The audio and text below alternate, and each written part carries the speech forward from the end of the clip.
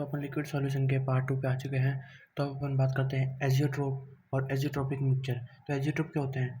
These are the liquid mixture और solution which have same composition in liquid and vapour phase, उनको बोलते हैं azeotrope.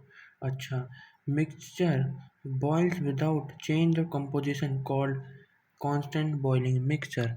जो अपना कंपोजिशन चेंज करे बिना बॉयल हो जाए उनको बोलते हैं अपन constant boiling mixture.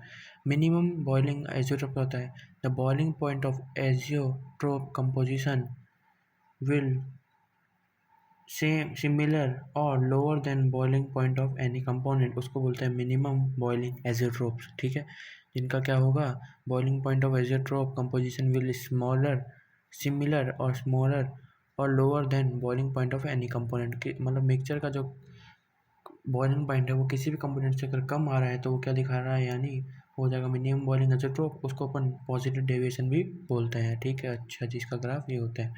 Maximum boiling azeotrope यानी boiling point of azeotropic composition will be higher than the boiling point of any component, तो उसको बोलेंगे maximum boiling azeotropes.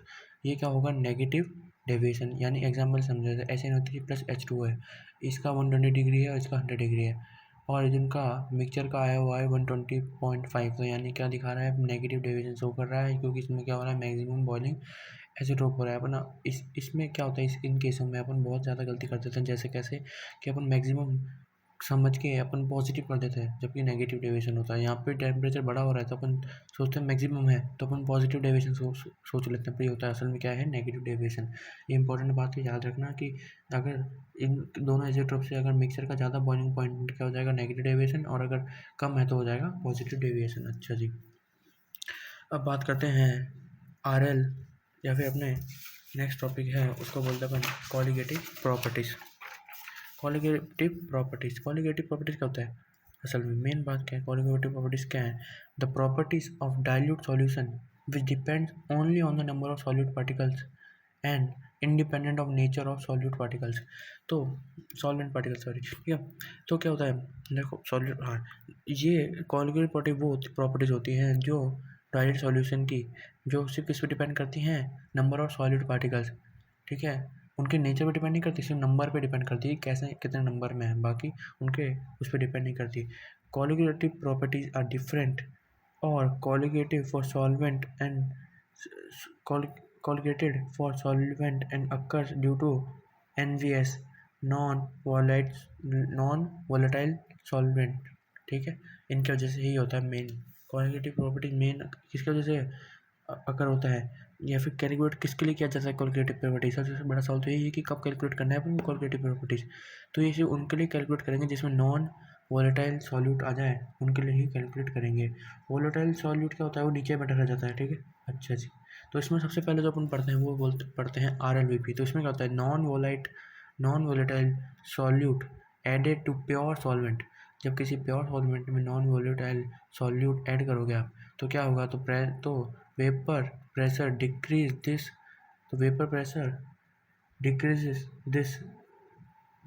In the pressure term dash. तो क्या होता है, वेपर प्रेशर क्या होता है, जो प्योर का, सिंपल सी बात है, अगर देखो कोई प्योर चीज़ है उसमें कुछ इम्प्योर चीज़ मिला हो गया तो क्या होगा, उसका अपने आप वैल्यू कम हो जाएगी ना। वही बात है कि इसमें क्या होता है, प्रेशर जो पहले था उससे प्रेशर कम हो जाता है, और उसी को वो बोलते हैं RLVP। तो याद रखना RLVP असल में क्या है, RLVP is the change in यानी इनिशियल माइनस यानी P original minus P of solute upon P not P of original. तो इसको बोलते हैं, यानी RLVP असल में ये है पूरा, याद रखना कि चेंज अपॉन ओरिजिनल। ठीक है, ऐसे याद रखना।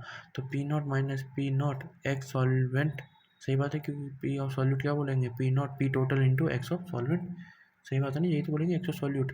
तो अपॉन P नॉट, तो इसको RLVP को अपन एक्स ऑफ सॉल्यूट से भी रिप्रेजेंट कर सकते हैं, ये इंपॉर्टेंट बात है, याद रखना। ठीक है, अच्छा, तो लोअरिंग इन वेपर प्रेशर क्या हो जाएगा, तो लोअरिंग वेपर, तो वेपर प्रेशर P प्योर को अपन बोलेंगे सॉल्वेंट का, उसको बोलेंगे P नॉट, जबकि वेपर प्रेशर ऑफ सॉल्यूशन को बोलेंगे अपन PS, सही बात है। तो वेपर प्रेशर ऑफ सॉल्यूशन क्या बोलेंगे, PS। तो lowering in vapour pressure is not colligative property. देखो, लोअरिंग ऑफ वेपर प्रेशर नहीं है कॉलिगेटिव। RLVP का असली मतलब क्या है, relative lowering vapour pressure of colligative property. तो ये हो जाएगा लोअरिंग, और ये हो जाएगा जब P0 से डिवाइड हो जाएगा relative lowering of vapour pressure, ठीक है। तो याद रखना, ठीक है। तो इसको बोलते हैं डेल्टा P अपॉन P0, यानी P0 minus P of solution upon P0। तो P0 minus P S upon P0 minus P S upon P S को अपन N of solute upon N of solute नहीं कर सकते हैं, क्योंकि अपन इसमें क्या करते हैं, एन ऑफ सॉल्यूट बहुत कम होता है as compare to N of solvent, सही बात है। तो इन केस में अपन ये भी कर सकते हैं कि एन ऑफ सॉल्यूट को अपन नेगलेक्ट भी कर सकते हैं नीचे में, ठीक है। तो P0 minus P S upon P S is equal to M molar molarity into molar mass of solvent upon 100 for dilute solution. ये सब किस चीज़ के लिए वैलिड है, डायल्यूट सॉल्यूशन में, ठीक है। अच्छा जी। तो अगर किसी सॉल्वेंट का बहुत ज़्यादा, तो अपन सॉल्वेंट को नेगलेक्ट कर देंगे और फिर यहाँ से अपन डायरेक्ट लिखेंगे molarity is equal to molar mass into solvent upon 100, ठीक है। तो यहाँ से आ जाता है डायल्यूट का मतलब क्या होता है, mole of solvent plus mole of solvent is equal to mole of solvent. तो RWP असल में क्या है, मोल फ्रैक्शन ऑफ सॉल्यूट, ठीक है, याद रखना। RWP क्या है, मोलर फ्रैक्शन ऑफ सॉल्यूट, या फिर आई क्या होता है, अभी आई की बात आ गई। अभी आई क्या है, आई होता है वेंटो फैक्टर, इसकी बात करते हैं थोड़ा नीचे चल के। तो आई आ चुका है। अभी क्या है, आई असल में क्या होता है, आई होता है abnormal colligative properties upon normal colligative property, इसको बोलते हैं आई। व्हेन सॉल्यूट अंडरगो एसोसिएशन या फिर dissociation, the obtain value of colligative property will be different from expected value, ठीक है। और इसी को बोलते हैं अपन एबनॉर्मल कोलिगेटिव प्रॉपर्टी। अपन ने सोचा कुछ और तो आया कुछ और, उसको बोलते हैं। तो नॉर्मल को जब अपन आई से मल्टीप्लाई कर देंगे तो अपन को एबनॉर्मल मिलती है, ठीक है। तो कोलिगेटिव प्रॉपर्टी होती है वो इन्वर्सली प्रोपोर्शनल होता है मोलर मास ऑफ सॉल्यूट। अच्छा जी। अब भैया आई तो है, पर आई का करेंगे क्या, आई का कैलकुलेशन कैसे करेंगे। तो आई की कैलकुलेशन की सीधी सी बात है, अगर डिसोसिएशन है तो आई क्या होगा, 1 से ज़्यादा होगा। तो ए से एन बी बनता है, तो A minus A alpha plus N A alpha. तो एन ए एक्चुअल क्या बनता है, जो इंपॉर्टेंट फार्मूला ये है कि N A actual is equal to A into 1 plus N minus 1। N actual क्या हो जाएगा, A into 1 plus N minus 1 alpha, ठीक है। एल्फा को बोलते हैं डिग्री ऑफ डिसोसिएशन, और एन होता है number of mole produce from 1 mole of solvent, ठीक है। तो आई असल में क्या है, तो आई इज इक्वल टू होता है 1 प्लस, जो इंपॉर्टेंट एकदम, तो डिसोसिएशन के लिए क्या हो जाएगा, I is equal to 1 plus N minus 1 alpha, ठीक है। I is equal to 1 plus N minus 1 into alpha, ठीक है। और अगर एसोसिएशन होगा जिसमें आई लेस देन कम होगा, उसको बोलते हैं एसोसिएशन। तो एन ए से ए एन बन जाएगा, ठीक है, एसोसिएशन होगा। एसोसिएशन कम क्या हो जाएगा, तो इसमें क्या था, N T equal to 1 plus N minus N alpha, तो इसमें हो जाएगा एन टी इक्वल टू, या फिर सॉरी आई इक्वल टू होता है, आई इक्वल टू होगा 1 प्लस एन माइनस एल्फा, इसमें आई इक्वल टू हो जाएगा 1 अपॉन एन माइनस एल्फा, ठीक है। 1 अपॉन एन माइनस 1 एल्फा, ठीक है, ये इंपॉर्टेंट है, ठीक है। बस यहाँ पे एन के लिए 1 अपॉन एन हो जाएगा एसोसिएशन में, ठीक है। ये डिसोसिएशन था, यहाँ एसोसिएशन है, ठीक है। अच्छा जी। तो डिग्री ऑफ डिसोसिएशन क्या है असल में, तो नथिंग, कुछ भी स्पेसिफाइड नहीं है, तो आई एल्फा 1 मानेंगे और आई को एन मानेंगे। पर अगर अपन को बोले कि वीक एसिड और वीक बेस है, तो 0 और बीन के बीच में आता है अल्फा, तो याद रखना NaCl से ऐसे टूटेगा तो Na प्लस और Cl माइनस, तो ये बन जाएगा आई।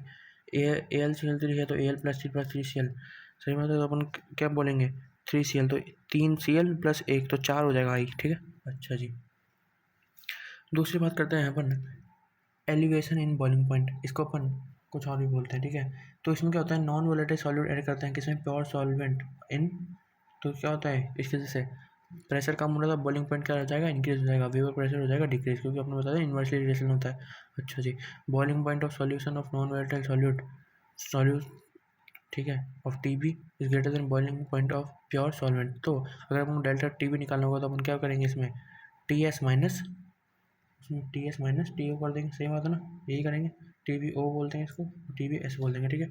TBS माइनस TBO कर देंगे, तो बॉइलिंग पॉइंट ऑफ सॉल्यूशन क्या निकल जाएगा, pure boiling point of pure solvent plus delta TB। अगर मुझे बॉइलिंग पॉइंट ऑफ सॉल्यूशन पूछेगा, क्योंकि अपन ने निकाली है ना, ये उधर चल जाएगा। अच्छा जी। तो डेल्टा TB को अपन, जब अपन आई की बात कर चुके, तो डेल्टा TB को अपन डायरेक्ट ये ले सकते हैं। तो delta TB equal to KB into molality into I, और आई की बात कर चुके हैं एसोसिएशन डिसोसिएशन। एसोसिएशन में आई इक्वल टू हो जाएगा 1, आई इक्वल टू हो जाएगा, association is equal to I, association में आई इक्वल टू हो जाएगा 1 प्लस एन माइनस 1 एल्फा, और डिसोसिएशन में I equal to 1 plus 1 upon n minus 1 into alpha, ठीक है। अच्छा जी।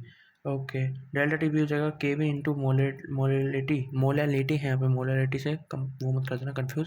Delta TB equal to KB into molality into I, ठीक है। तो KB इक्वल टू, ये फॉर्मूला आप कर बना सकते हो, बाकी तो इससे अच्छा तो मैं यही सजेस्ट करूँगा delta T B equal to K V into molarity into आई।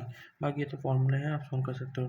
तो डेल्टा पी डायरेक्ट डेल्टा, तो जितना चेंज इन प्रेशर होगा उतना डेल्टा डायरेक्ट पूछना होगा डायरेक्ट सॉल्यूशन के लिए।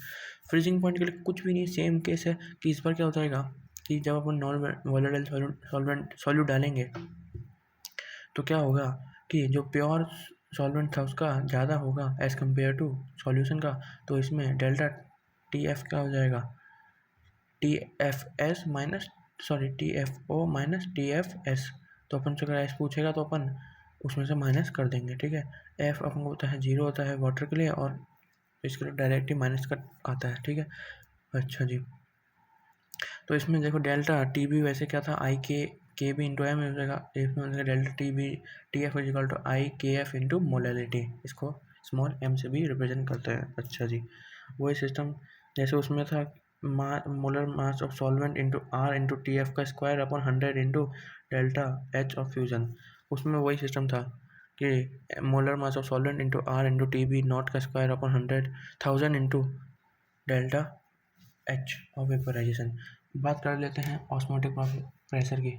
The exerted pressure, the external pressure apply to stop the flow of solvent molecules.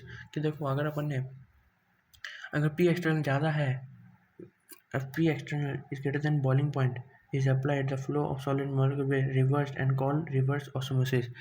कि अगर पी एक्सटर्नल ज़्यादा है किससे, बॉइलिंग पॉइंट से, तो क्या हो जाएगा यहाँ पे, देन सॉलिड मॉलिक्यूल क्या करेंगे, रिवर्स ऑस्मोसिस चालू कर देंगे। अच्छा जी, इसमें होता क्या है, जैसे देखो solution of non volatile solvent और ये हो जाएगा प्योर सॉल्वेंट। तो इसमें क्या होंगे, प्रेशर बढ़ाओगे तो लाइक कुछ होगा। तो pi is equal to I C R T, याद रखना मेन इंपॉर्टेंट यही है कि pi is equal to I C R T. जैसे उसमें pi is equal to I C R T, C is the concentration और आर के अपने बताइए 0.0821, ठीक है, 0.081, ठीक है। Concentration of solution I is equal to C R T, ठीक है। Delta A is greater than delta B, यानी इसको बोलेंगे अपन हाइपोटोनिक, इसको बोलेंगे हाइपोटोनिक, ठीक है। अच्छा जी, हाइपोटोनिक और hypotonic, okay. Trick, vapour pressure और फ्रीजिंग पॉइंट क्या होता है, इन्वर्सली होता है आई इंटू एम के, जबकि बॉइलिंग पॉइंट और ऑस्मोटिक प्रेशर डायरेक्टली प्रोपोर्शनल होता है आई इंटू एम से, ठीक है, मोलरिटी के, जबकि होता है इन्वर्सली। ओके, इसके साथ आपका जो वाला चैप्टर खत्म होता है। थैंक यू, और चैनल को सब्सक्राइब कर देना।